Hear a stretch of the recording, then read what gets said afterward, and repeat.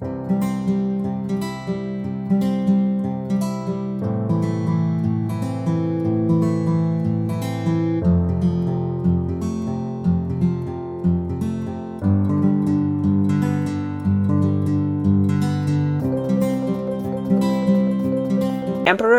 New Clothes.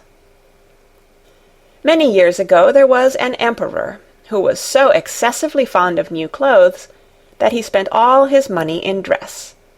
He did not trouble himself in the least about his soldiers, nor did he care to go either to the theatre or the chase, except for the opportunities then afforded him for displaying his new clothes. He had a different suit for each hour of the day, and, as of any other king or emperor one is accustomed to say, "He is sitting in council," it was always said of him, "The emperor is sitting in his wardrobe." Time passed merrily in the large town which was his capital. Strangers arrived every day at the court. One day 2 rogues, calling themselves weavers, made their appearance. They gave out that they knew how to weave stuffs of the most beautiful colors and elaborate patterns, the clothes manufactured from which should have the wonderful property of remaining invisible to everyone who was unfit for the office he held, or who was extraordinarily simple in character. "These must indeed be splendid clothes," thought the emperor. "Had I such a suit, I might at once find out what men in my realms are unfit for their office, and also be able to distinguish the wise from the foolish. This stuff must be woven for me immediately." And he caused large sums of money to be given to both the weavers, in order that they might begin their work directly. So the 2 pretended weavers set up 2 looms, and affected to work very busily, though in reality they did nothing at all. They asked for the most delicate silk and the purest gold thread, put both into their own knapsacks, and then continued their pretended work at the empty looms until late at night. "I should like to know how the weavers are getting on with my cloth," said the emperor to himself, after some little time had elapsed. He was, however, rather embarrassed when he remembered that a simpleton, or one unfit for his office, would be unable to see the manufacture. To be sure, he thought he had nothing to risk in his own person, but yet he would prefer sending somebody else to bring him intelligence about the weavers and their work before he troubled himself in the affair. All the people throughout the city had heard of the wonderful property the cloth was to possess, and all were anxious to learn how wise or how ignorant their neighbors might prove to be. "I will send my faithful old minister to the weavers," said the emperor at last, after some deliberation. "He will be best able to see how the cloth looks, for he is a man of sense, and no one can be more suitable for his office than he is." So the faithful old minister went into the hall where the knaves were working with all their might at their empty looms. "What can be the meaning of this?" thought the old man, opening his eyes very wide. "I cannot discover the least bit of thread on the looms." However, he did not express his thoughts aloud. The impostors requested him very courteously to be so good as to come nearer their looms, and then asked him whether the design pleased him, and whether the colors were not very beautiful, at the same time pointing to the empty frames. The poor old minister looked and looked. He could not discover anything on the looms, for a very good reason, viz., there was nothing there. "What?" thought he again. "Is it possible that I am a simpleton? I have never thought so myself, and no one must know it now if I am so. Can it be that I am unfit for my office? No, that must not be said either. I will never confess that I could not see the stuff." "Well, Sir Minister," said one of the knaves, still pretending to work, "you do not say whether the stuff pleases you." "Oh, it is excellent," replied the old minister, looking at the loom through his spectacles. "The pattern and the colors, yes, I will tell the emperor without delay how very beautiful I think them." "We shall be much obliged to you," said the impostors, and then they named the different colors, and described the pattern of the pretended stuff. The old minister listened attentively to their words, in order that he might repeat them to the emperor, and then the knaves asked for more silk and gold, saying that it was necessary to complete what they had begun. However, they put all that was given them into their knapsacks, and continued to work with as much apparent diligence as before at their empty looms. The emperor now sent another officer of his court to see how the men were getting on, and to ascertain whether the cloth would soon be ready. It was just the same with this gentleman as with the minister. He surveyed the looms on all sides, but could see nothing at all but the empty frames. "Does not the stuff appear as beautiful to you as it did to my lord the minister?" asked the impostors of the emperor's second ambassador, at the same time making the same gestures as before, and talking of the design and colours which were not there. "I certainly am not stupid," thought the messenger. "It must be that I am not fit for my good, profitable office. That is very odd. However, no one shall know anything about it." And accordingly he praised the stuff he could not see, and declared that he was delighted with both colours and patterns. "Indeed, please your imperial majesty," said he to his sovereign when he returned, "the cloth which the weavers are preparing is extraordinarily magnificent." The whole city was talking of the splendid cloth which the emperor had ordered to be woven at his own expense.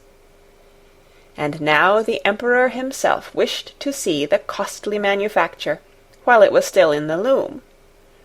Accompanied by a select number of officers of the court, among whom were the 2 honest men who had already admired the cloth, he went to the crafty impostors who, as soon as they were aware of the emperor's approach, went on working more diligently than ever, although they still did not pass a single thread through the looms. "Is not the work absolutely magnificent?" said the 2 officers of the crown already mentioned. "If your majesty will only be pleased to look at it, what a splendid design! What glorious colours!" And at the same time they pointed to the empty frames, for they imagined that everyone else could see this exquisite piece of workmanship. "How is this?"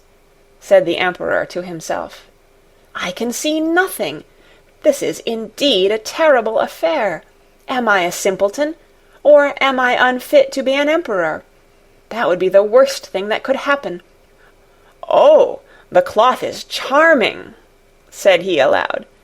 "It has my complete approbation." And he smiled most graciously, and looked closely at the empty looms, for on no account would he say that he could not see what 2 of the officers of his court had praised so much.